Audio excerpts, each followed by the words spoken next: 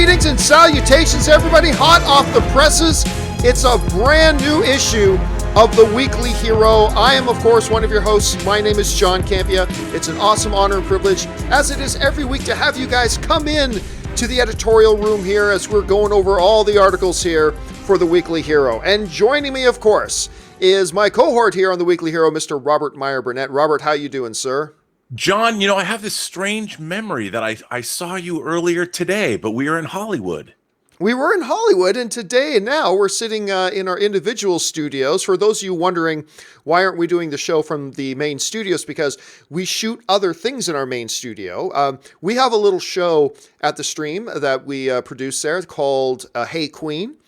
And it is our first show on Netflix. It is a Netflix show. Netflix picked up our show, Hey Queen.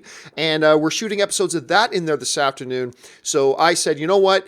Just to make it easier on Ray and Jonathan as they do the studio stuff, I just said, you know what? Rob and I will just do Weekly Hero from home this week. And hopefully that will work for everybody. And everybody will have a good time doing that. So Robert, but you and I have got a whole ton of stuff to talk about here today. So let's not waste... There is a number of things we got to talk about, so let's start things off with this. Ladies and gentlemen, it is a Black Panther world. We're just living in it. This past week, of course, has been loaded with Black Panther stuff. First of all, of course, starting with the fact that it got the Oscar nomination. That was last week's news, but Oscar nomination is great. This week, though, a ton of other stuff came out. First of all, Angela Bassett did she let it spill that Michael B. Jordan as Killmonger is going to be back for Black Panther 2. Then on top of that came the news that Black Panther is hitting the theaters again, starting in early February, and will run in theaters for a week free of charge. And then on top of all that, at the SAG Awards, Black Panther wins Best Ensemble. So, Rob, there's a whole bunch of stuff here to unpack. So what stands out to you? I mean, so we've moved past the Oscar nomination. Right. And we've got these three incredible things here. Number one, the Michael B. Jordan thing. Could he be coming back? Number two, a week of free screenings nationwide for Black Panther. And number three, the SAG win. What's out of all that is jumping out to you the most right now? Well, I think all of it collectively, it furthers the narrative of just how meaningful Black Panther is as not just an MCU film, not just as a comic book movie, but as it furthers the legend of Black Panther as a cultural event, and it's I think it's really inspiring on a number of different levels. One, to get that kind of validation from the Academy of Motion Picture Arts and Sciences is amazing, because who would have ever thought? Would you have thought 10 years ago, when Iron Man came out, that we would ever see a comic book movie get a Best Picture nomination? I don't know. I wouldn't have. We all dreamed that someday it would happen. But right. Yeah, I didn't know how long it would be, and I certainly didn't think it would be one of the MCU's movies. No, and also the idea that, first of all, winning that SAG award, one of the things about Black Panther that people don't talk about enough is how great that cast really is. Oh, it's incredible. I mean, my God. I mean, Angela Bassett's always been one of my favorite actresses, but everybody in that movie just brought their A game, and what a terrific recognition from, when actors get recognized by SAG. I'm sure, look, it probably doesn't mean as much as an Academy Award, but it means a heck of a lot when your peers nominate you for an award and then you win. I just think it continues on the fact that the representation of that film I think Black Panther as a movie means so much more to people all around the world than we might give it. I just think that look, if you're an African-American audience, you've never had this kind of representation in this kind of a movie before. And this is for audiences around the world. Black audiences around the world now have something that they can point to, and it really raises the bar for the representation of people everywhere. And I think it's terrific. And that it's a comic book. It's one of my favorite genres. So it's great. Here, one of the interesting things here about this, first of all, look at this cast, because you mentioned the SAG award that they won. Look at this cast. First of all, and I'm embarrassed I'm forgetting the name of the actor from This Is Us. This guy has been winning every television award for the past 2 years, like Emmys, Golden Globes for his portrayal on This Is Us. He, of course, plays Killmonger's dad in it. You've got Academy Award winner Forrest Whitaker in there. You've got the goddess among mortals, Angela Bassett, in there. You've got the future ex-Mrs. Campea, Lupita Nyong'o, Academy Award winner, by the way. You've got future Academy Award winner and Michael B. Jordan. And we haven't even started talking about Chadwick Boseman. And then, of course, you got Andy Serkis in there. This cast was absolutely packed. And I'll tell you what, Robert, this might surprise you. Everybody knows that I don't feel that Black Panther should have got a Best Picture nomination. Sure. I'm just happy a comic book movie got it, and I think Black Panther's a great movie. But yeah, I would not have nominated it. But I'll tell you what, I got no qualms with this SAG Award for Best Ensemble. Because again, you're talking about 2 Academy Award winners, a future Academy Award winner, reigning Emmy winner. You got Chadwick Boseman, who isn't even on those lists, Andy Serkis. I mean, on and on and on. Danny is in there as well. This was a balance. If we were talking about a professional sports team here, and I know we're not, but if we were talking about a professional sports team here, we'd be talking about from the shooting guard to your center. This is a balanced, full-bodied attack. And as an ensemble, they brought a really balanced form of entertainment with excellence in their performances across the board. Do I think Black Panther had to win the SAG Award? No. But do I have any problems that Black Panther won Best Ensemble? No, because even though I don't think it's one of the top 8 movies of the year, I think you can make a very valid argument. This was the best ensemble performance of the year. And I'm super happy for it. I really am. And I think it says a lot. Yeah, me too. And it's kind of like, it's like you're a fan of Megaforce. Oh yes, I love it when the good guys win. Even in the 80s. That's kind of what life's like a wheel, Robert. It all comes around. It all comes around. I mean, and it's such a validating thing for what, I don't think that Kevin Feige and all of the people at Marvel Studios are ever going to, what they have done is truly marvelous. It's amazing what they've, I know, but it's amazing what they've done over the last 10 years. And I think, as a proxy for everything that the MCU has done, Black Panther to be out there and to win these kinds of awards, it speaks to what Marvel has done ever since they began in 2008 with Iron Man. I mean, they have been reaching for the stars. They have been going for the brass ring. They've never half-assed it, and they've provided such wonderful entertainment to people all over the world.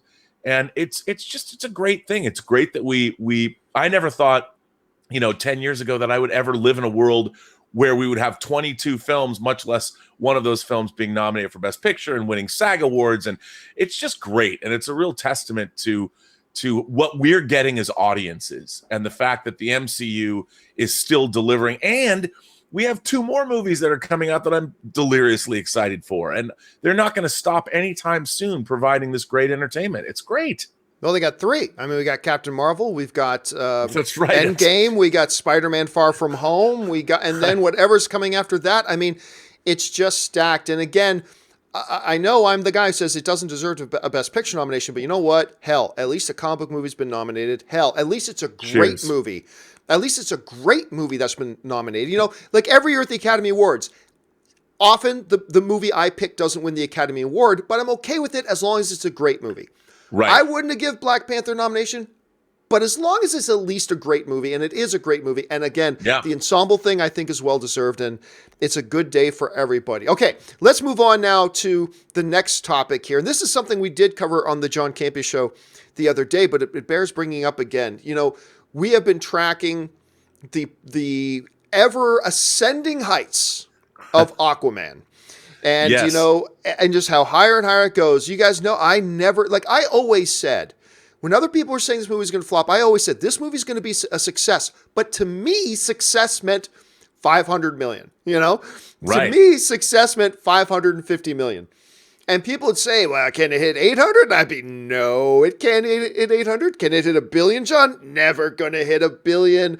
And here we are at almost 1.1 billion. But of course, this week, a new milestone was hit with Aquaman. And that milestone, it is now officially the biggest hit in the history of DC films. Not just the DCEU, because it's been the biggest DCEU film for a little while, but Right. it's the biggest hit. You know, Robert, you and I have talked a lot over the past few weeks about what was it about Aquaman that, because we both like Aquaman, but I don't think either you or I will say it's the best DC movie. No. But what was it about Aquaman that just seemed to catch a, no pun intended, this wave of momentum that carried it to this thing? Oh, I mean, dude. obviously, I mean, Dude, you gotta international. apologize. You got to apologize for that one. Hey, well, I realized I didn't even mean it as a joke. That's why I said, well, no pun intended, but this wave of momentum. But on top of that, you know, the fact of the matter is, Aquaman is only the 6th biggest hit domestically for DC. Right. So clearly the international market was a big factor for the success of Aquaman as well. But here we are now, it's the biggest hit. What does this mean for DC? You know, now that you've got a brand new king of your own hill and it's Aquaman, how do you see this influencing DC and where they go from here? Or do you see it influencing them, you know, at this point at all? Well, I think it's proven that they were trying to emulate somebody else. They were trying to emulate what the MCU was doing. And I've always believed, my own personal theory is that if you want to be successful in Hollywood, you have to trailblaze. You have to do something original. And I think, you know, under Walter Hamada, they've changed course over at Warner Brothers, and they're going to focus on each individual movie and making that movie a singular experience that doesn't need to rely on other films or other people or other characters to work. I mean, Aquaman stood alone. It created a whole universe of itself, and it delivered. And you know what was really interesting too is you ask, it had this worldwide success. You know, Superman and Batman are really perceived as quintessentially American characters. But I think with the addition of Jason Momoa playing Aquaman, that Aquaman really does belong to the world. That is a great point. That's a great observation. I mean, he's a denizen of the 7 seas, you know, and Atlantis, they showed it's not just Atlantis, but it's all of these different races of sea creatures. I mean, there are these different kingdoms, and there's different kinds of Atlanteans and things like that. And it was, I really think that one of the reasons it's had such international appeal is it really isn't a movie about Americans. You know, it's a movie about the world, and we're all surrounded by the oceans, and it really is something I think that it might have contributed to the international success of the film.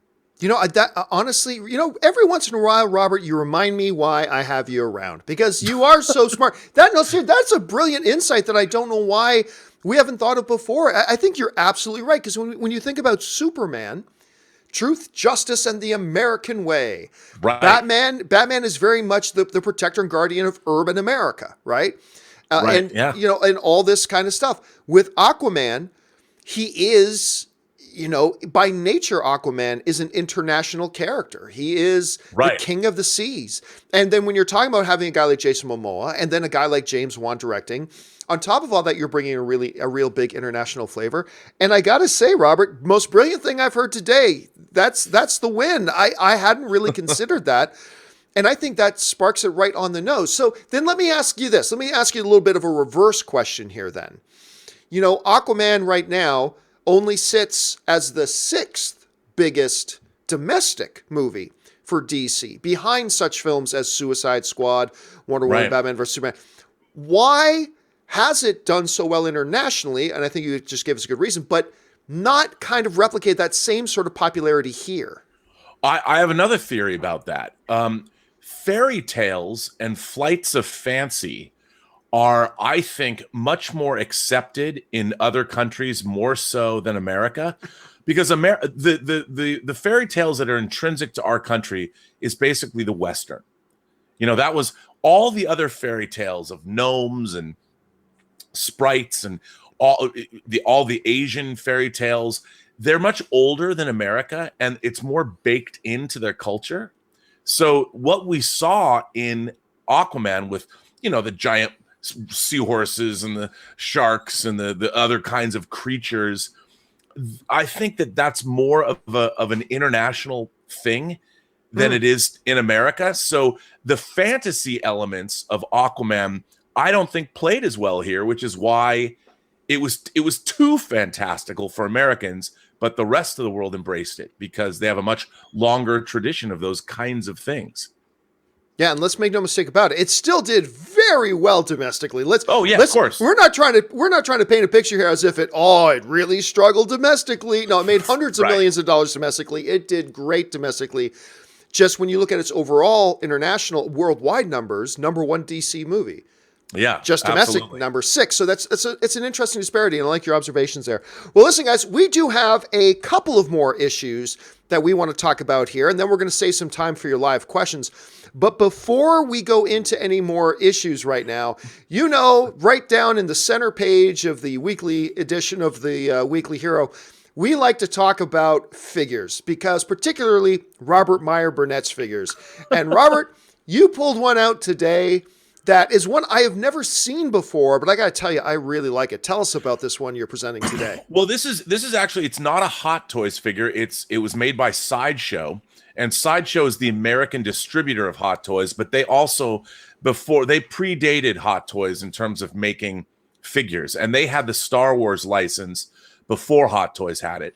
And they've done a really great job with their 12-inch Star Wars figures. And this is one of my favorites. It's an unusual figure, but it's the prototype Boba Fett. Originally, before Boba Fett had his colored Mandalorian armor, the greens and the grays and the camouflage cape. Boba Fett was originally a stormtrooper. It was sort of an alternate stormtrooper armor. So he was all clad in white. And Sideshow, a couple years back, it's called the prototype Boba Fett. And they made this figure of what the original armor had looked like. I want to say that Joe Johnston created the prototype Boba Fett. Yeah, I'm just looking at this now, though. Even the boots look like they war battled a little bit. The gloves have character to them. This just looks amazing. Oh, it's a great figure. And what's funny is I have it. I never thought to bring this in before, but above my computer, where I'm looking right now, I have a quarter scale Boba Fett, the regular from Return of the Jedi, which is a Hot Toy figure, and then I had this figure next to him, and I always look up at it and I think, man, that's a cool figure. So today it was something that I thought, let's do this. Let's take a look at this figure, because I have so many Star Wars 12-inch figures, and I don't think to bring them in a lot, but this figure it struck me because it's just badass. Boba Fett in white armor, and I keep thinking about how cool the Mandalorian's going to be. And yesterday online, I looked at, somebody did an article of all the pictures Jon Favreau had released from the set of the Mandalorian. Yeah, I saw that. Yeah, and I'm like, man, I just got the Mandalorian on the brain and Mandalorian armor. It's just badass, and this white Mandalorian armor is just cool. It looks fantastic, and yet another incredible installment of the focusing on the figures. That's not the name of the segment. I just kind of made that up, but that's a good one. Thanks for sharing that, Robert. And of course, Robert will have another one for us next week that we're going to look at as well. I got some new ones coming in too. Got some new ones coming in. You were all excited about that the other day. All right. Yeah.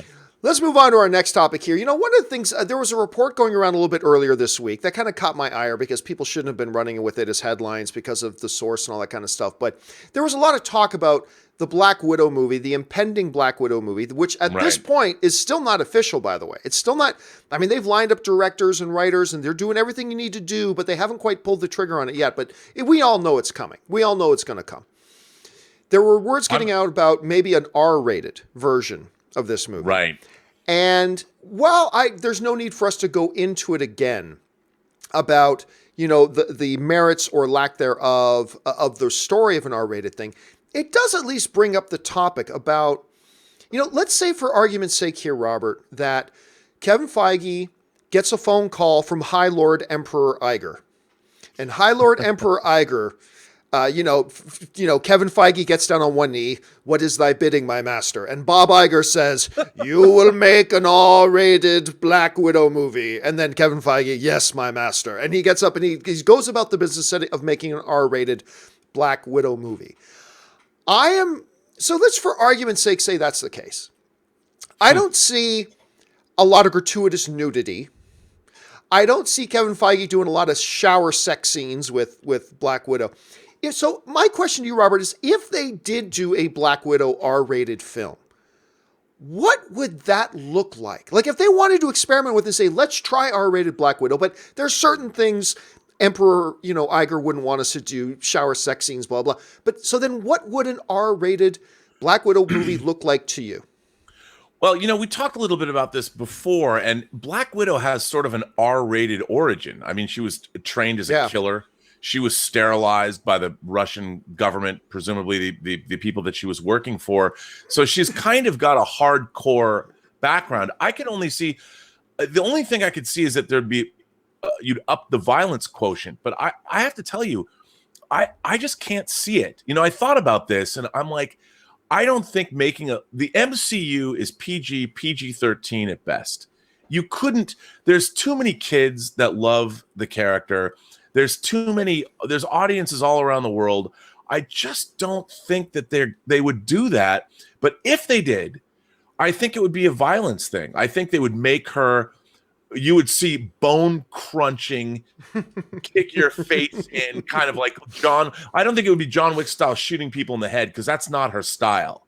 I mean, maybe it would be like I always say, my beloved The Raid. Or The Rat, right. As I like to say. There's a lot of snapping of bones. A lot of bone snapping. I could see that. But then if you think about it, do you really need to do that? It's kind of like, look, The Hunger Games was a very R-rated sort of scenario where kids were killing other kids, the people in the arena. Yeah. But they downplayed it. Look, The Dark Knight, you never saw blood squibs in The Dark Knight, even though the Joker was machine gunning dudes left and right. Yeah. Especially in the opening. It's so big, but without seeing those squibs, it makes the violence a little bit more palatable, I guess. But I mean, look, I would love to see an R-rated Black Widow movie where she just unleashes on dudes, where she's breaking bones and slashing people's wrists. But I can't see it happening.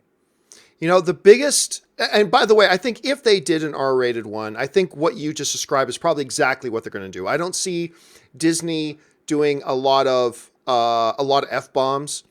Right. They might push the envelope a little bit on language. Son of a bitch. Like maybe some things like that. Yeah. I think it probably would be all R. But I got an email the other day after we originally talked about this topic. I got an interesting email from one of the viewers who's a dad, and he has a young, like a 9-year-old daughter. And he said, all my daughter and her friends, what they've been dressing up as the last couple of years? Wonder Woman and Black Widow. That and a lot of the princesses from Frozen. So yes, there's a lot of that too. But there's a lot of Wonder Woman and Black Widow. He said, "Are you going to with that kind of influence? Are you going to tell me they're going to make a movie I can't take my 9-year-old daughter to?" Yeah, and I think that right there kind of encapsulates why I don't know that on his hollow pad on bended knee, Kevin Feige gets that call from Emperor Iger instructing him to go and do that, because it's just. They like to cultivate future fans as much as entertain current fans. And Absolutely. It's a tall order. So I'm going to be very curious. I'm going to be very curious to see how this all kind of unfolds as we move forward. All right, let's move on to our last topic here today. The other day, Robert, I was doing an open mic and somebody asked the question, hey, what's the best opening, just pure opening scene for a comic book movie? Is it The Dark Knight, which was that terrific, bank robbery scene? I love that scene. Or was it X-Men 2? And I looked at that and I had to pause for a second because the air got caught in my throat going, because these are two very different but incredible opening scenes. So I thought it would be fun to come, since you weren't doing the open mic with me, I thought I would bring this question here to you because this is a fabulous question.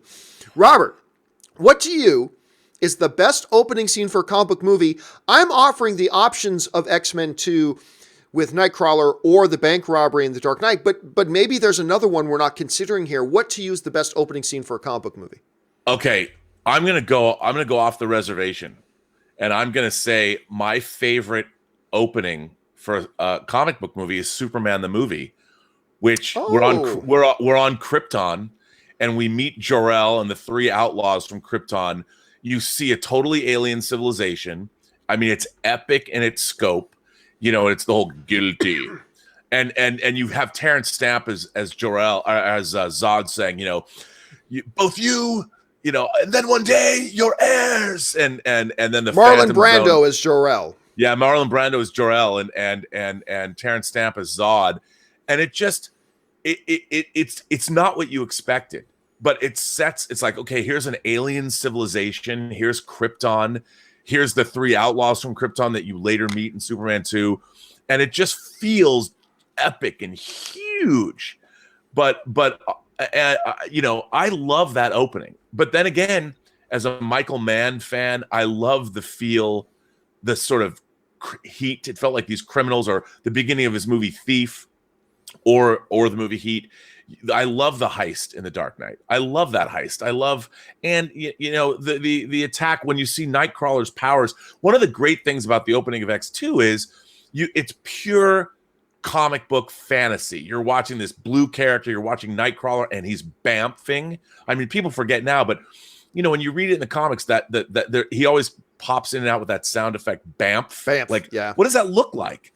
Bamf, and not like the place in Canada, but we finally got to see bamfing for real. And I remember when I first saw X-Men 2, I was filled with such glee and delight watching that, because I'd always wondered, what does that look like?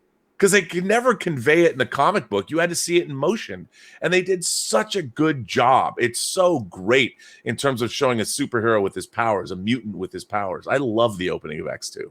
Yeah, let me tell you what. For me, obviously, what's the better movie, X-Men 2 or The Dark Knight? Like, even I will say The Dark Knight. I mean, The Dark Knight's the better film. But I'm going to go beyond just comic movie. I believe the opening to X2 is the best opening to any movie ever. Because it's not just, I love it when movies, kind of like Die Hard 3, I love it when movies don't meander. 95% of the movies meander for a few minutes, when the movie starts and blah, blah, blah. And then about 10 minutes in, they introduce the thing. This movie was White House, mutant attack, boom, boom, boom, Nightcrawler kicking all sorts of ass and then disappearing. And by the way, we may be a little bit desensitized to it today, the visual effects they used on Nightcrawler, but at the time, that was like nothing we had ever seen before. That style of visual effect was something we had never really seen before, and we believed it. We believed we saw a mutant's powers at work, and the action, the choreography of it, and Nightcrawler's very unique and distinct fighting style. Yeah. It was just awe-inspiring. Now, taking nothing away from the opening of The Dark Knight, I mean, that's a fabulous opening. And once again, a great example of a movie that doesn't meander for a first little bit. It's just, boom, bank robbery. Do you know who you're robbing? And all that. David Fichtner, by the way, saying that line.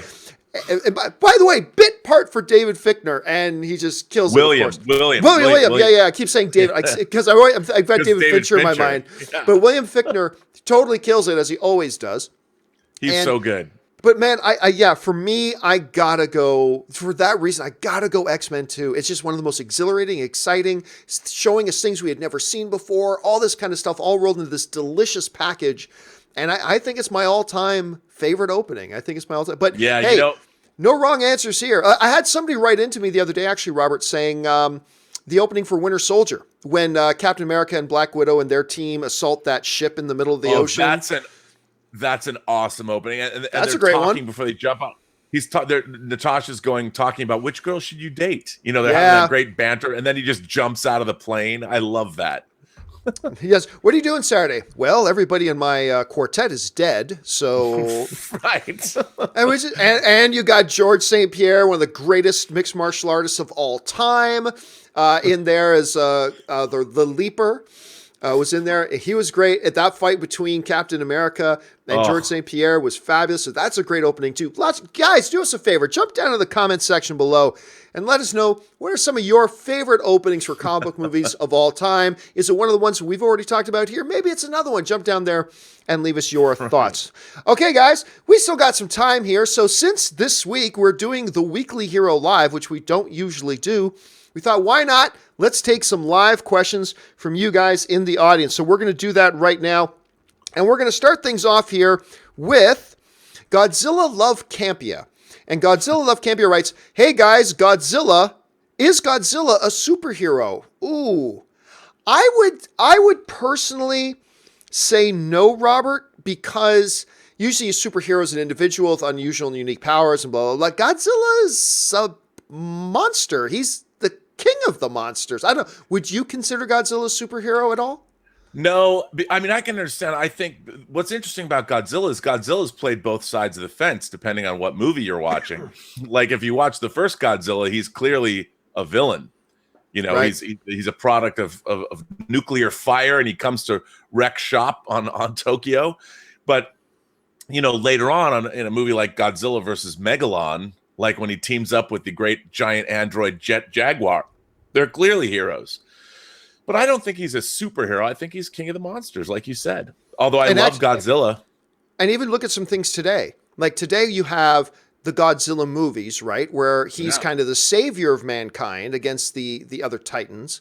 Yeah. But then you go to something like that Netflix Godzilla 2099 or whatever, and he's clearly the plague of mankind. He's the evil one, right? So it really all depends on who you're talking to. So I'm going to say he's not a superhero. I'm going to go with not a superhero. Okay, let's go on to the next one here. David Crabtree, who does a lot of great art for us, writes, USMC. Yep. David Crabtree, USMC. Now you will see that Shaw will always triumph because Han is dumb.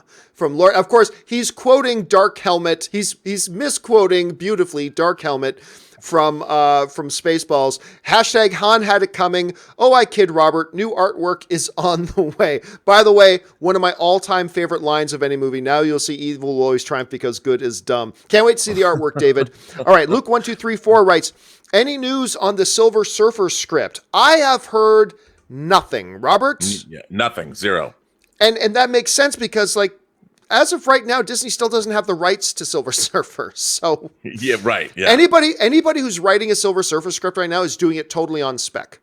They're doing it totally on spec. So no news on that. And I wouldn't expect to hear any news anytime soon. All right. Let's go back here. Patrick Conway writes, Mission Impossible Fallout deserved the stunt work SAG over Black Panther, in my opinion. Here's the problem with that, Patrick. And Robert, I'd be curious to know your input on this too. What a lot of people for many years have talked about the notion that there should be stunt work Academy Awards at the Academy Awards. The problem with that has always been this. Screenplay, the Academy can read the screenplays. Cinematography, you see the cinematography. Costumes and hair, you see the costumes and hair.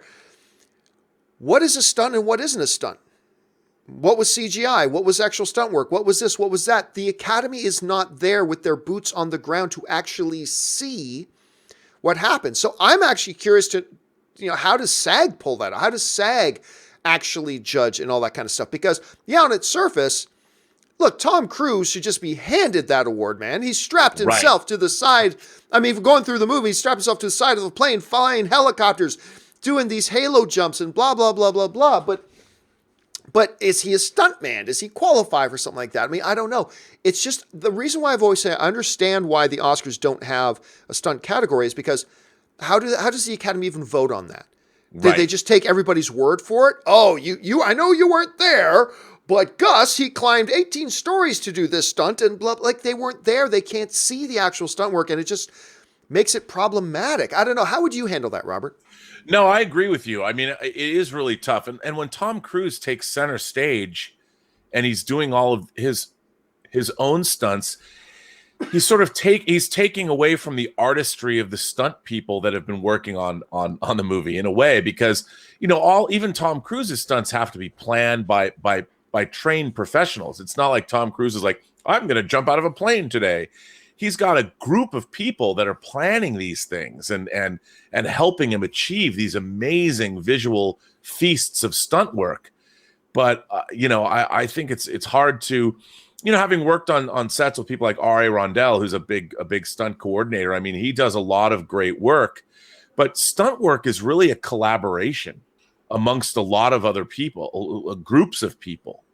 And I think it'd be tough to single out, what does that mean? Like, who would you give the award to? The stunt coordinator? But like in New Zealand, they call all the stunt people stunties. On like Lord of the Rings, how many stunties were there? 1,000? Who are you going to give the stunt award to? Right.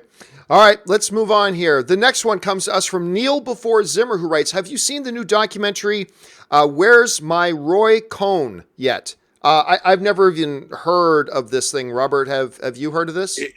I believe Roy Cohn was Donald, our president's father's lawyer. And Donald Trump was very influenced by Roy Cohn's tactics. Oh, that's right. I remember hearing about this, but I have not seen. I don't even know where it can be viewed, so I don't know either. But I'd love to see it. I just haven't seen it yet. Interesting question for the Weekly Hero, though. Yeah, not quite a Weekly Hero question. Okay, let's move on here. Imperfect Comic writes, love the show, John. Big fan of yours here in Mississauga, Ontario. I love Mississauga. I got to fly in there whenever I go into the Toronto airport. Mark Maron as Stan Lee in a movie, like or pass? Well, Imperfect Comic, I'm going to tell you what I always say when somebody says, John, what do you think about X actor playing X role? I don't care. Right. As long as it's a talented actor. And I've become a big Mark Maron fan as an actor ever since watching him in Glow. He's been fabulous in Glow. So if they were to announce him tomorrow as Stan Lee, yay. But there's about a list of 20 names they could announce as playing Stan Lee, and I would go yay. But right. sure. Mark Maron would be one of them, I guess. Patrick Conway writes, Cap and Widow reckon pirates in Winter Soldier for the best opening. It's funny. I was just mentioning that, Patrick, that somebody else had emailed that to me before. So you're not alone, Patrick. Somebody else thinks that as well. Patrick follows that up with, will they say Magneto or at least Eric in The Gifted? Rob, I don't know if you're watching The Gifted. The Gifted is very good, though. Yeah, I like the first season. I have not watched any of the new season. So the new season was good. I'm a couple episodes behind right now, but they've really been going into, her backstory, because clearly her father's Magneto, and they've been going more and more into that lately. But they will not say his name in the show. They never say Magneto. Up till now, at least up to what I've seen, they've never said Eric. They just refer to him as him. He was an inspiration to us all, and he was this. It's just a lot of that. Here's my thought. If they haven't up till now, I don't see why they would later. Because if they're just going to say his name later, why wouldn't you just say his name now? I have a feeling they're never going to mention his name. So, and that's fine, because he's not an integral part of the story, really. So, it's fine with it if they don't want to say his name. That's kind of cool. Sure. All right. Next up here, where are we? We are at Mike Hill, who writes, okay, so only one question on my mind. When will we see Superman again? Breaks my heart DC has shelved him for now. Well, you can see him on Supergirl anytime you want, if you want to waste your time. But honestly, look, Warner Brothers has already said we have no plans right now. Remember when the story came out that Henry Cavill wasn't going to be Superman anymore, and we all sat around and waited for Warner Brothers' big official response, and the response was nothing. All they said was, well, we like working with Henry. We have no plans for another Superman right now. And as far as I know at this point, nothing has changed. Robert, have you heard anything different up to now? No, I haven't. And I can never get over the fact that you called Superman a jobber on Supergirl, which I didn't know that term. And you were so right. Like, what did the last time we see Superman, he's going to run off with Lois and go to what? The bottle city of Kandor? Is that where they went? I mean, I'm like, that's what you're going to do with Superman, so they can go have a kid and hang out and have to be domestically blissful. What was even worse is that all they had in that whole Crisis on Infinite Earths thing that they did. Yeah, well, that's next. All they did was he just what did they just call this one? Crisis? Yeah, something like that. Whatever they called it. I can't remember what they called the crossover. But all Superman did is get his ass kicked.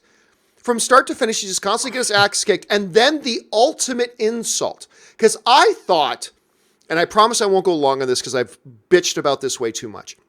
I thought they already spit in Superman's face enough when they have him like constantly getting beat up by Supergirl and have him going, "Oh, Supergirl, you're Earth's champion, not me." And I thought it couldn't get any worse. And they said, "Campea, challenge accepted." And they made it worse because not only does he get his ass kicked the entire thing, they actually have Superman say, "I'm thinking about it, Karen. Earth doesn't need me. It's got you. So Earth doesn't need me." Fuck you! Fuck you! Having Superman go, "Oh, Earth doesn't need me. It's got Supergirl. I'm just useless and get my ass kicked every single week. So la la la la la. You don't need me. I mean, just go fuck yourself." I am so pissed off. And I've been trying to watch Supergirl this season for one reason and one reason only, because our mutual friend Sam Witwer is on it. Right. And I love Sam Witwer's work, and I'll watch anything he's on. So I've tried to watch it because of him, and he's been great up till now.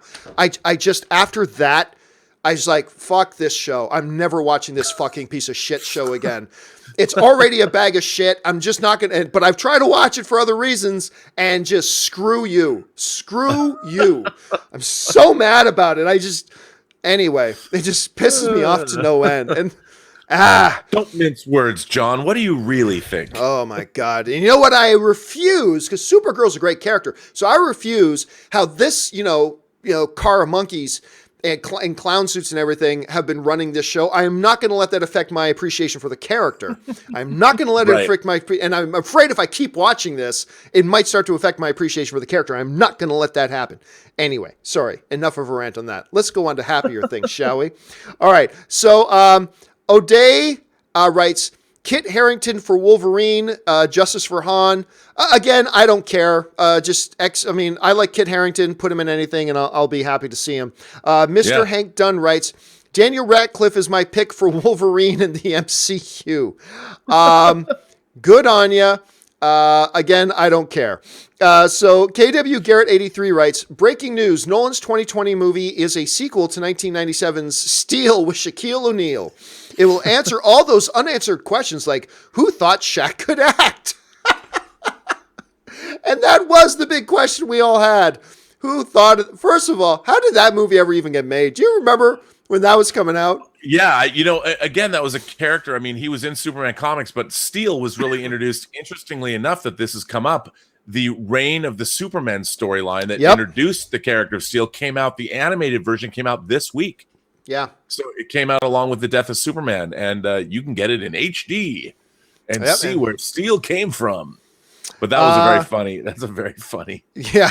Answer that lingering question. Who thought Shaq could act? I like that. That's good, KW. Okay, let's go on here. Next one. Monk's Den writes, watching Lucifer on Netflix, finished season 1, surprised how good the show is. The actor playing Lucifer is perfect, charming, and funny. Detective douche. I mean, look, the name of the actor who plays Lucifer is a guy by the name of Tom Ellis, who I had never heard of ever before, but I am telling you guys, he owns it. He absolutely, I pulled my headphones out here. He absolutely owns the show. He is my current favorite character on television. And the way he plays it, he carries this show. Rob, I don't know if you've had a chance to watch any of Lucifer, but I'm telling you what, man, it's probably my favorite show on TV right now. Oh no, well, and you had told me that a new character is introduced in the second season, so I'm now into the second season. I did not know that Trisha Helfer was on the show. Six from Battlestar Galactica plays his mom. And by the way, I wasn't even talking about her. I was talking about when I first told you about that, because that's a great point. She also comes in and she's just keep watching with her. Her storyline is great. But I don't know if you ever used to watch Dexter, but Angel's little sister in Dexter, who is also Dexter's kid's babysitter and all that. She plays a CSI in the show. She comes on the show in season 2, and it's just great, guys. If you've not gotten on board with this show, Lucifer, based, of course, on the comic as well, although it takes a lot of liberties. Fabulous. But still, I mean, that incarnation of Lucifer was created by Neil Gaiman. Yes, and yes, then it was. Spun it off into the Lucifer comic, and it's great because Mazikeen was a Sandman character. Sandman's my favorite comic book and of all time, and I love seeing the little ties, how they've tied it all into that, but you're that his central performance, he's so good. It looks like he's having, I mean, the great thing about that show is he's having as much fun playing the character as we have watching him. Yeah. And it's just that kind of joy. It's fun to experience just to watch an actor tear into a role and make it their own. By the way, I'm saying that his Lucifer is my favorite character on television. Mazikeen has to be in a top 5 for me as well. The way she plays, every time she's on, Anne basically watches that show just for Mazikeen. Like as this like she-devil demon, it's just awesome. It's and then great. she develops a relationship with the detective's daughter, which is crazy endearing. This demon, I can't even say anything more about it, but I could talk about this show all day. Okay, let's move on to the next one here. The next one here comes to us from Twygriff, who writes, saw Hercules 1983 with friends, camp classic. I can't even remember which one the 1983 one is. Do you remember which one that is, I Rob? think it's the Lou Ferrigno one, I think. Oh, that would make sense. That would make sense, because Schwarzenegger's done. Yeah, because the Schwarzenegger one was in the 70s, right? I think the Schwarzenegger one was in the 70s. And The Rock's one, The Rock was just a few years ago. So yeah, it probably is the Lou Ferrigno one. It's been a long time since I've seen that, so I can't even remember if I thought it was fun or not. Just been too long since I've seen it. Okay, let's move on here. Patrick Conway writes, I hope Fury, Hill, and Agent 13 have roles in the Falcon and the Winter Soldier show, and maybe spin off Hill and Agent 13. Then also hashtag Han had it coming, I think. I mean, I don't know, Patrick. I mean, look, I love Fury and I love Hill, but part of the thing about giving everybody the shows is you don't have to have everybody coming into everybody else's show. Right. I want to see this show. I mean, I don't know about you, Robert. I don't want to speak for you, but like, I want to see Falcon and Winter Soldier, and I just want the focus to be on Falcon and Winter Soldier. That's who I want the focus to be on. I do too. I mean, I think of it as being a lethal weapon. What I like about both the Falcon and the Winter Soldier is, they're not too super. Falcon relies on equipment to do what he does. So does Iron Man. Well, that's true. But Iron Man's armor, his tech is so far in advance. But I like the idea that these two guys are going to be. I see them as, I'm sure they're like an international peacekeeping force. They get deployed to be secret agents in foreign countries. What I want to see is a globe-trotting show where they kick ass around the world and go after megalomaniacs. And because they're super heroic, they can bring back the kind of espionage and storylines that I used to love in the James Bond movies, like in the 70s, when Hugo Drax was building a moon base, or Carl Stromberg had an oil tanker that would swallow nuclear submarines. That's what I want to see. What I'm not getting from my Bond franchise anymore, I want to get from the Winter Soldier and the Falcon. That's what kind of a show I want. And you know what? It almost makes me convince me even more that Captain America won't die in Endgame. I almost see, because you know how in Batman they have like a lot of these different characters, some they even like Azrael, Agent of the Bat. I can just see them doing this show where, think of it in terms of Charlie's Angels, where you got Falcon and Winter Soldier, and they're sent on missions. Who would they listen to and who would they follow? Well, you know who they listen to? Cap.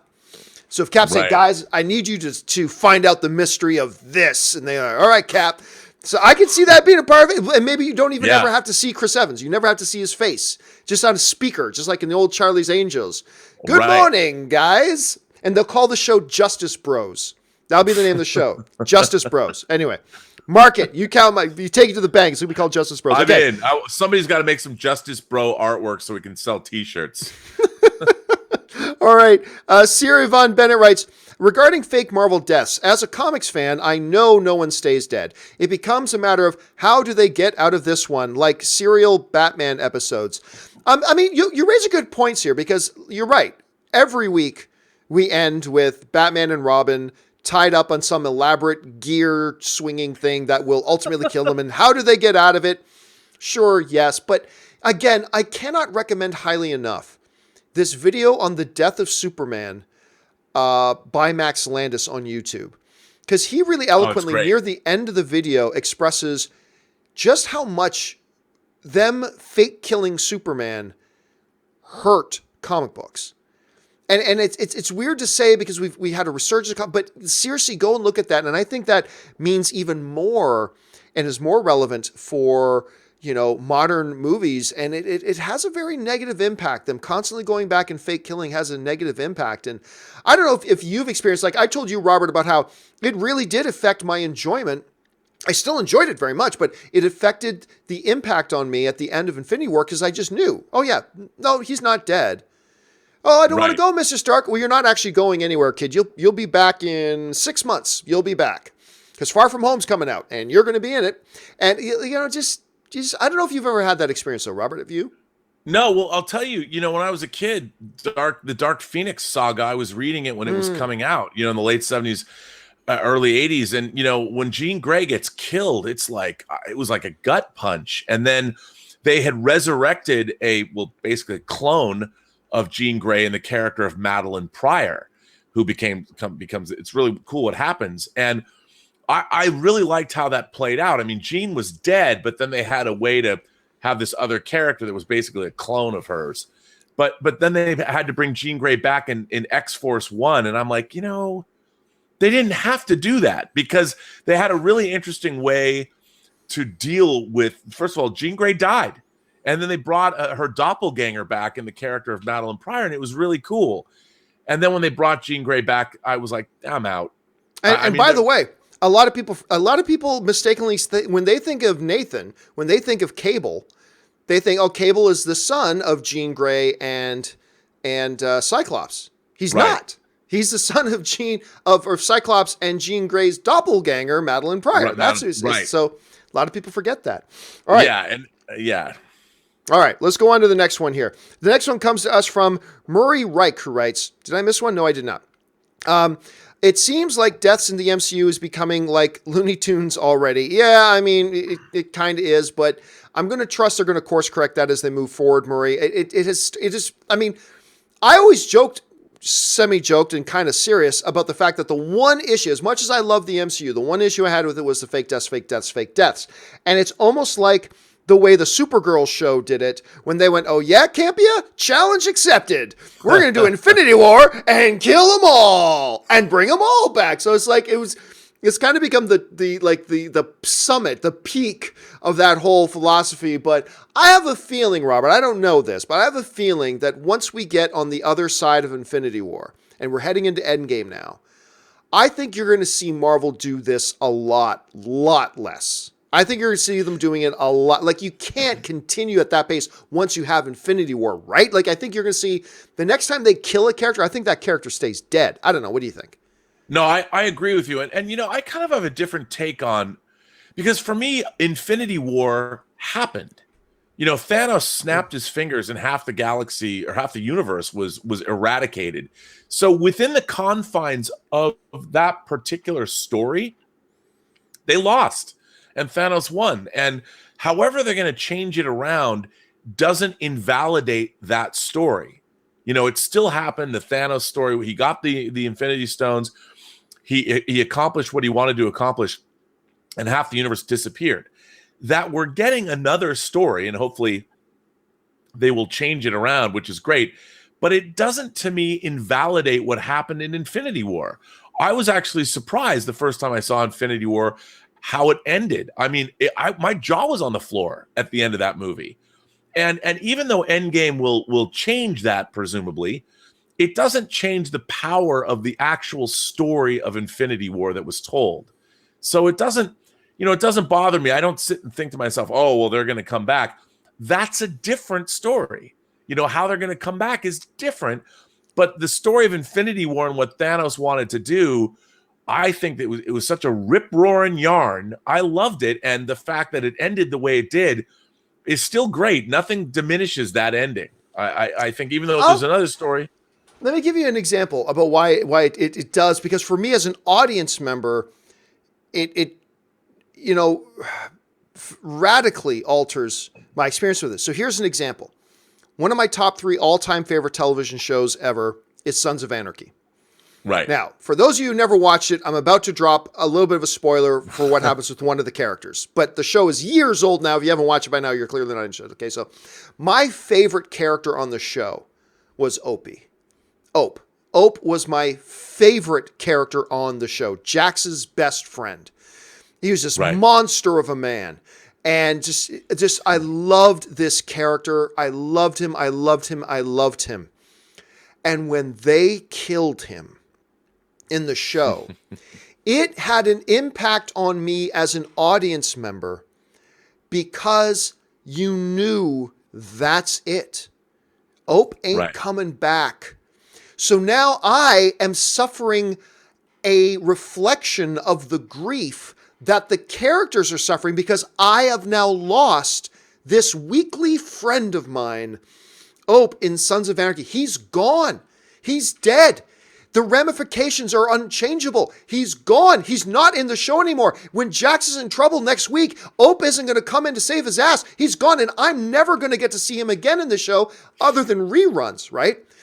And there's a power and a permanency that sort of impact can bring. And that sort of power is something that Marvel movies can never have. Because as soon as they kill a guy, I wanted to feel, like when Black Panther dusted, what I wanted to feel was that same punch in my gut, loss as an audience member, mourning the loss of this character, like I felt when Ope died in Sons of Anarchy. But I didn't, and I never will in an MCU movie, because I know, whether it's in 5 minutes, or 1 hour, or 6 months, or 1 year, he's coming back. And there is no long-term implication for me as an audience member. Because I'm supposed to be, when Ope died, as an audience member, I lost him. When Spider-Man dies, nope, there is no impact on me as an audience member because I didn't lose him. I'm getting him back in just a couple of months. And now you're right. Within the terms of the story, you're absolutely accurate on that. And I agree with you 100%. That story is still the story it told in its own capsule. Absolutely, and it doesn't change what happened there. And the pain that Captain America feels when he's on his knee at the end and goes, oh God. Like, that's powerful in and of itself. But again, no long-term ramifications for me as an audience member because I'm getting them all back anyway. And it's that loss. You know, when Game of Thrones kills these characters, there's this finality to it, unless they become White Walkers, of course. But there's a finality to it that, again, is something that Marvel and DC and whatever have robbed themselves of being able to tell stories with that type of an impact because we know as an audience we're never going to have that finality of losing a character. But no, I think, you know what? You make a great point. And yeah, I just think that we know, I guess as a long-term comic book fan, to me, I think what's going to be interesting is there's got to have, they can't, the real question is, will they have ramifications for these characters when they do bring them back? Like, is Spider-Man going to know that there was ever a point where he was non-existent? I mean, you know, I've watched, Star Trek has done a lot of, especially Star Trek Voyager, did a lot of time travel stories like The Year of Hell, which is a 2-part episode where all these shenanigans happen, people died, horrible stuff happens, and then at the end, because they dealt with time travel, they reset it all the way to you don't remember what happened. So the story was totally inconsequential because reality was changed, so it never happened. Yeah. I'm hoping that in Endgame that there are ramifications, that the reality of what actually happened plays out in the future of the MCU. So the danger is there. I hope that they just don't, pass it by like, oh, we're back to normal now. I hope there's something. There's some ramifications, a little bit, all right. Something. We're getting close to an hour here, so we're just going to try to go through these ones a little bit more quickly here. Caledon Sound writes, which Avenger is most likely to be a Skrull? You know what? Here's the thing, Rob. Everybody just seems to assume, because there's going to be Skrulls in Captain Marvel, that means some of the Avengers are Skrulls. I'm not even sure I buy into the idea that any of them are Skrulls. Like, first of all, let me ask you this, Robert. Number one, do you think any of the Avengers are Skrulls? And if they are, which ones do you think are most likely to be Skrulls? One, no, I don't think look, I love the Secret Invasion storyline. It was a lot of fun. Yeah. But I don't think, look, after what they did in Infinity War, they're not going to play those kinds of games. You've got the Kree and the Skrull. That's enough. And seeing the Skrulls on Earth in the 90s, I think it's going to be fun. I don't think they're going to do a double whammy of giving us Thanos' snap and then reveal that one of the Avengers isn't who they appear to be. I just don't think they're going to do that. That would make me angry. All right, let's move on here. Next one comes to us from AJ Lancaster writes, I want a Sentinel movie, damn it. Like, wait a minute. Sentinel as in the X-Men Sentinels or Sentinel as in the character Sentinel? I'm going to go ahead and guess you mean the character Sentinel. Robert, what do you think? Sentinel movie, yay or nay? Yeah, I don't know. I mean, I don't know. Maybe again. Look, I'll watch any movie where the character is well written, well directed, well developed. But that doesn't. If somebody mentioned that, I'm like, no. Who cares? I'd rather give me the lead characters, unless it's Moon Knight. All right. Well, I knew you were going to say Moon Knight. All right. Let's move on here. The Mad Titan writes, Kevin Smith had a few inside sources tell him that before Justice League, Snyder actually had a plan to make a Justice League trilogy. Oh, of course he did. Everybody knows that. Everybody knows that. But, as Iron Mike Tyson would always say, everybody's got a plan until you get punched in the mouth. And yes, I have no doubt, Rob, I have no doubt that Warner Brothers and Snyder early on had this vision for a trilogy and more and beyond. But then Batman versus Superman came out and they got punched in the mouth. And then, first of all, Man of Steel came out and that movie, I mean, God bless Zack Snyder forever for giving us Man of Steel. That movie's a freaking masterpiece of the genre. But half the people in the world hated it. And I will never understand that. But the fact of the matter is half of the audience hated it. So that was a punch in the mouth. And then Batman versus Superman came out and that was another punch in the mouth. And then things weren't going the way they wanted it to go on Justice League. And that was another punch in the mouth. And, it was so sure. I mean, everybody knows. I mean, forget Kevin Smith's inside sources. Everybody knows they were planning for trilogy and beyond. Everybody knows that. But everybody's got a plan until you get punched in the mouth. So, I'll be honest with you. I was shocked that they even went into production on Justice League after the Batman versus Superman reaction. As a matter of fact, Rob, you and I both heard the stories about how a lot of the execs of Warner Brothers wanted to pull Zack Snyder before Justice League even started, but their rationale was they looked at their watches and said, it's too late. It's too late. We're already scheduled to go into productions. Let's just go with them, which is never a good basis for making decisions. And, and they paid for it. They paid for it. So it is what it is. Okay. But again, God bless Zack Snyder forever for giving us Batman or for giving us Man of Steel. Forever, I will be grateful. All right. MW77 writes, could The Long Halloween or Hush work on film? I think here's the thing. I am never the guy, Rob, to say, I always prefer movies over TV. I always prefer movies over TV. A lot of TV I love, but I always prefer movies over TV. Long Halloween, if I'm a Warner Brothers exec, and I got some other execs coming to me and say, we want to do Long Halloween. That's probably one I say, that's got to be a series. Because that takes place over such a long period of time that you can unfold that episodically. And I would probably go that one. Hush, Hush movie, that could work. I think there's a lot of Batman stories that could work if you do them right. But I would almost see Long Halloween more as a show. What about you? No, I agree. And look, I think one of the things, if these 8 episode shows that have our movie characters, if the Vision and Scarlet Witch works, if those work, I just read today they might do a Batman Beyond animated film to cash in on Into the Spider-Verse. If they prove the viability of something like that, I would love to see like a 10 episode long Halloween miniseries where they cast, all the casting is from scratch. They find a Batman who's only going to be Batman in that miniseries. You could bring him back if it were like for Court of Owls or for Hush or whatever you want to do. But there's no reason why you couldn't do that. I mean, what people thought could work with comic book movies has changed so much in the last 18 years, starting with X-Men and Spider-Man, brought back comic book characters onto the big screen, the MCU. Now you've got the DC films. You've got balls to the wall fantasies with Aquaman. You have another delightful animated movie in Into the Spider-Verse. All bets are off.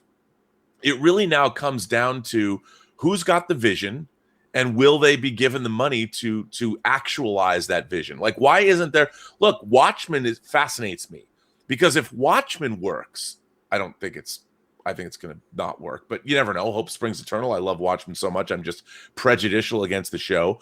But if Watchmen works, imagine what HBO could greenlight after that. I mean, who knows what we're going to see? It's going to be success opens a lot of doors for a lot of different people. When you succeed, a lot of doors open for a lot of other people. All right, let's move on here. AJ writes, Part 2, you can be a superhero by getting the courage to walk out your own door. That would be killer in the fan community. I'm not quite sure. Oh, I think he's referring back to that Sentinel question. Okay, he's referring back to the Sentinel question.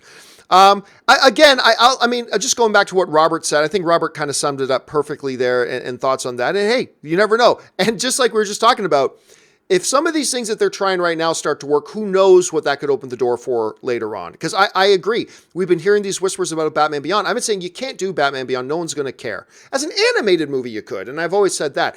But like Spider-Man and the Spider-Verse, I'm telling you right now, nobody's talking. No studio is talking about doing a Batman Beyond movie, animated movie, if it wasn't for Into the Spider-Verse. So success opens doors, and it could be in this situation as well, AJ. All right, the Mad Titan writes, today... M. Reeves said Batman most likely to come in 2021. Yeah, so he said, but he said, it's important to keep this in mind too. I'm seeing a lot of people, Mad Titan, saying, Matt Reeves says 2021. No, he said he hopes.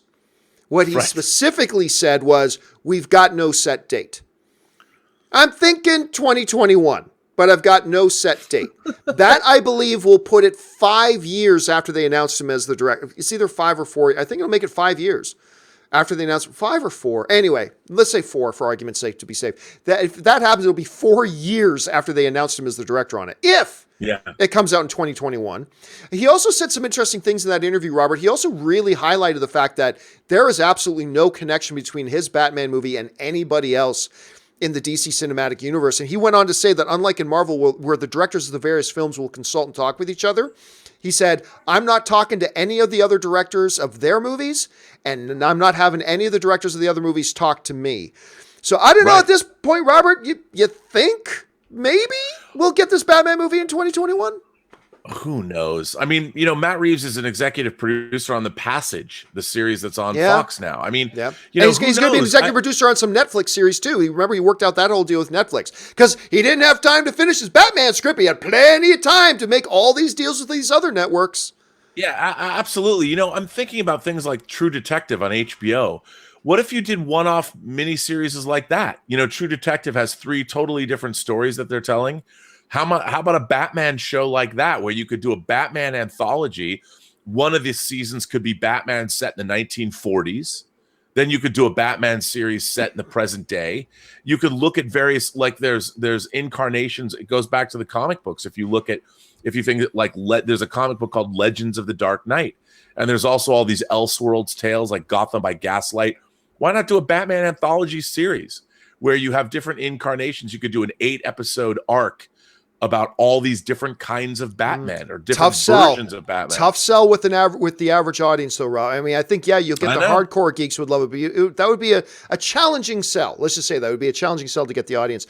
Full Metal Slate writes, again, not really an applicable thing to hear for the Weekly Hero, but what the hell's up with Polar having an 18% on Rotten Tomatoes? Rob, John? Oh, I haven't seen it, so we can't really comment on it since we haven't seen it. It's a comic book adaptation, but I started watching it. I didn't know it was a comic book adaptation. Okay, then that makes the question very relevant. Then I owe Full Metal Slate an apology. I didn't know it was a comic. I just thought it was just an original film. No, and I'll tell you, I watched the first 20 minutes. I was so tired I had to go to sleep, but it was a hoot. I was loving it, but people said it's over the top and it's ridiculous. I hadn't got there yet, but I was loving it. I was enjoying what I was seeing. I haven't seen it, so I can't argue with the 18. Maybe 18% is exactly what it deserves, but I haven't seen it. All I know is that I love the damn trailer, man. I love the trailer. All right, Crimson ID4 writes, in an effort to save the poor crows being consumed, if you went back to warn 2017 Campea that Aquaman will be the biggest DC movie of all time, while Justice League wouldn't even make 100 million in its opening weekend, would you be successful? Look, I would fall over and shout on both of those accounts. Now, let's say this. If Justice League had done what it had the potential to do, I would have been less surprised by the Aquaman thing. Still surprised, but less surprised. Like if Justice League did do, because remember, I said, look, Justice League will make $1 billion in its sleep. At least it should. It should make $1 billion in its sleep. It's DC's answer to Avengers. It should absolutely make $1 billion in its sleep. No problem, no question, no sweat. The question is, how close can it get to 2 billion? Can it get close to 2 billion? Can it cross that 1.6, 1.7? Because it's Justice League. It should be a no-brainer. But then again, remember, a few years earlier than that, I also said the same thing about Batman versus Superman. Batman versus Superman should have been a movie that should have been able to make $1 billion in its sleep. Are you kidding me? The two most iconic superheroes of all time? That's a movie should have made $1 billion in its sleep. So I don't know. Again, it's weird how these things work. 2018 was by far my most accurate box office prediction year. Like I crushed it. But woo, the ones I missed, man, I missed by a country mile. I said no way, Venom. I said Venom and Aquaman would both be successful. That I said. But I never thought. I said no way Venom gets to 800 million. No chance, no way. Venom is not getting to 800 million. Bing, it gets to 800 million. Oh, yeah. No way, no chance does Aquaman get to 1 billion. Bing, it gets to 1 billion. So, hey, man, at least when I miss in spectacular fashion. So I'll at least carry that one with me. But yeah, again, Robert, I got to say that I think my surprise for Aquaman would have been lessened. Because again, I always predicted Aquaman would succeed. I just thought success meant 500 million, 550, maybe 6. I said at one time, I think its ceiling is 700 million. So that's the ceiling. So, but 500 million successful. Come on, everybody. Let's be happy for it if it makes 500 million. If Justice League had made 1.3, 1.4 billion, I would be less surprised. But the fact that Justice League underperformed so drastically really heightened my surprise. Pleasantly surprised, but surprised nonetheless for the Aquaman results. Like, let me ask you that, Robert. If Justice League had hit 1.2, 1.3 billion dollars, would it have adjusted your surprise level for Aquaman? Or do you think it would be totally devoid and separated from that? No, I would have thought I would have been. No, I wouldn't have been as surprised. But I think there's a really important lesson to take away about comic book movies, and it's bared out in Aquaman. Maybe not so much in Venom, but Venom's more of a character study. But you need the villain of these movies has to be as much fun as the heroes are. Tom Hiddleston's Loki, who was basically the villain in the first Avengers with your team film, and then Thanos, even though Thanos was a motion capture character, it is all Josh Brolin's performance. The problem with Justice League, and you've got Orm in Aquaman, you've got Patrick Wilson doing a great turn as a charismatic villain that you love when he's on screen. You're having a good time. Steppenwolf was shitty, was a terrible villain in Justice League. And I think that there's lessons to be learned from these movies, that you got to have as good of a villain in these films as you have a hero. And when it comes to box office, yes, if Justice League had made a lot of money, but I could tell when I was watching that movie that it wasn't going to do well because the villain was so ill-conceived. I mean, they had a great actor, but when you can't have a character that's so reliant upon CG and expect an audience to buy off on that. You've got to have, even in a motion capture character like Thanos, you've got to have humanity for people to want to go back and see these movies again and again and really embrace them. And I think that that's why Aquaman made more money than we might have ever thought, because it had these human characters that were so much fun to watch. I mean, even Nicole Kidman, she kicked ass, and it was just fun. And I think that the key to these films, the key to the box office is to do that. You can't just expect a movie that has Batman and Superman in it to be good, and Wonder Woman. You've got to give them villains. I mean, nobody liked the Lex Luthor portrayal, even though I actually did. But you throw out a Doomsday, another CG character. These are not things that people get into. And I think after watching, remember, I did think Aquaman would make a ton of money because it was just fun. It was a fun romp at the movies, just like Venom was fun. And I think that's the key to these movies making money. And Batman versus Superman was it should have been way more fun than it was. It was so dour. As much as I do like kind of the ultimate cut. I like Batman versus Superman too. I do. I admit I'm one of the guys that like Batman versus Superman. And the longer version of it's much better. It's not great, but it's much better, and it casts a spell. there's something about the feel of that movie that's interesting that I like. Yeah. The problem with the Ultimate Cut, and our mutual friend Cliff says this all the time, and I think he's absolutely right, is the problem with the Ultimate Cut is they added in a bunch of stuff, but they never edited anything else out. All they did was they took what was there and just brought up a big wheelbarrow and just dumped more on top of it. And without doing any refining, without, finessing it. And I think it could have been even better if they did that. But at any rate, let's move on here. Next one comes us from Connor Dixon, who writes, first time catching live, 12 o'clock at night. Well, man, I don't know which country you're in, but you're clearly one of our international friends, and we're glad you can be here with us, Connor. Next one comes us from Beast Gaming, who writes, Cap will lift Mjolnir in Endgame, if Mjolnir's even around. It won't have been destroyed via time travel, if time travel is even a part of the movie. And it will be a mirrored scene from what happens in Thor 1. Cap is down for the count, and it cuts to Odin's voice. That sounds very romantic, and it sounds something that would be really cool for somebody to do in an animated YouTube video. I don't see that happening. Now, no. I have learned, though, I mean, look, we always say never, right? Never say never with this type of stuff. And that would certainly be cool. And as a guy who my favorite MCU character is Captain America, and I got the biggest geek chill when in Age of Ultron, when he's the one who actually was able to nudge Mjolnir because he's Captain America and he's worthy. I would love to see that. I honestly, Beast Gaming, I think that for us, it's just wishful thinking. I'd love to see it, but I think it would be wishful thinking. Rob, do you think there's a chance this can actually happen? No, it's too much. It's too, it's too much fan service for one scene. Yeah, sometimes fan service in the right amounts can be good, but if you take it overboard, maybe it gets a little out of hand. All right, let's move on here. Next one comes us from Jacob Hirsch, who writes, would you say Spider-Verse is a better Spider-Man film than Lego Batman as a Batman film? Ooh. It's really good, but Spider-Verse is at least still in its DNA core a Spider-Man movie. Right. I mean, it's animated. They do some very, very different things, but at its core, it's still a Spider-Man movie. Lego Batman, while the character is Batman, it is really more of a Batman parody movie. I wouldn't say it's a Batman movie. I would say it's a Batman parody movie. So on that level, Jacob, I will say, yes, Spider-Man in the Spider-Verse is more, I'm not going to say better, I will say, but is more of a Spider-Man movie than Lego Batman, as great as it is a Batman movie. Rob, what do you think? I completely agree with everything you just said. All right. 100%. All right, let's move on here. Zelda Ninja writes, don't forget that Yondu died in Volume 2. Yep, Yondu died, a 4th level character in Guardians of the Galaxy. And I am not going to be surprised one little bit if at the end of Endgame, Yondu's back. Let me give you an over-under here, Rob. Let me give you an over-under.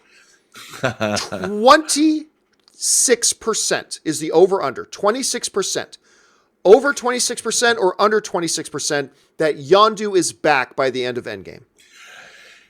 You know what? I'm going to say under because Michael Rooker is such a part of James Gunn. James Gunn. I didn't even think about that. Yeah, and I think that was a James Gunn hire. They go way back. He's been in previous James Gunn movie. They go back, and I think you bring back Yondu, you got a James Gunn problem again. So they're going to leave him dead. And whether he would even if he would come back, because he could be very much in the same Dave Bautista frame of mind because Dave Bautista's kind of like, screw you, I don't want to work for you guys anymore, but he's under contract. Right. Maybe I didn't even think that's a great point. Hey, that just smashed the over under. So there you go. All right. Let's see. DC Patience writes, did Rob like Spider-Ham? Who was your favorite? Well, Rob, I know you love Spider-Man Into the Spider-Verse, but what did you think of Spider-Ham? Well, I thought I love the fact that they included him. I would like to have seen him do more, like in his guise as Spider-Ham. I would have given him more to do, because I did like him very much. I liked the portrayal, but the fact that he was so different, I wanted to see them play with that more. So I would like to have seen more of him. It's difficult because you got Noir, you got Penny Parker, you got Spider-Ham, and you really and you've got Gwen. So you're trying to make sure this movie stays about Miles and Peter, Those are your Right. two focusing. You have your secondary story there with Gwen, and you're trying to fit in stuff with Ham, Penny, and Noir. I know. I just don't know, because I thought they did a lot. I was surprised with how much they did. First of all, a couple of my favorite lines in Spider-Verse came from Spider-Ham. One, of course, we always talk about absolutely is, "That's all, folks." Can he say that legally? I mean, just Right. amazing. When he gives Miles the mount and says, "Here, it'll fit in your pocket," which is just awesome. And then when everybody's running down, when Miles is saying, "I'll be the one to go and destroy the thing that's causing the warp dimension," and Noir's like, "Can you take on 8 guys in fisticuffs?" And then, Gwen is like, "Can you fight off so-and-so with the grace of a ballerina?" And then Spider-Ham, "Can you float through the air when you smell a delicious pie?" It's just like, they would just throw in these things that was so oddball and off the wall, and yet somehow blended in so perfectly with the tapestry of this movie. Yeah. I don't know how you would have done any more. And it's in the same way that I don't know how you would have done any more with Penny or any more with Noir. And they all had some great moments, but yes, I mean, but anyway, out of the 3, Penny, who I loved, Ham, Yeah. who I loved, Noir, who I loved, which was your favorite out of those 3? Probably Noir, because every time he opened his mouth, I love Nicolas Cage so much. So I mean, he had some tax problems, so he's made a lot of less than great movies over the last decade, but he has such a long storied career, and I know he's a huge comic book fan. He was probably, the fact that he was loving life doing this, and I just was happy for him, and I love that character. Yeah, he was great in it. All right, and the final question of the day comes to us from Senpai Gar, who writes, "Looking forward to Jake's take on Mysterio." Me too, man. I love that trailer. Rob, #Justice for Han, and I'm not a football fan, but I love watching one game each year in the hopes to see Patriots lose. And you know what, Senpai Gar? It really is a testament to just how great the Patriots is, when even at the beginning of the year, you know that when the Super Bowl comes around, the Patriots are going to be there. All glory to the GOAT, Tom Brady. But yeah, I actually, we've talked about it on the show before, Robert, but Jake Gyllenhaal, we were all very excited when we found out he was going to be in Far From Home. We got our first taste of him in that trailer. Still looking forward to him in this role? Oh yeah, I can't wait. I mean, and like people have said, he's probably creating these problems, but I've always loved Jake Gyllenhaal, all the way back to Donnie Darko. And I think he's an incredible performer. He was amazing in Nightcrawler. I can't wait to see him in Velvet Chainsaw or Velvet Buzzsaw, that just premiered at Sundance. I can't wait. I think it's a great choice. I'm glad they brought him into the MCU. All right, guys, and that will do it for today's and this week's installment. The issue is done. The final page is turned here on the Weekly Hero. Thank you guys so much for being a part of it and being a part of the live one. We did this live today, so thanks so much for being here and coming along with us.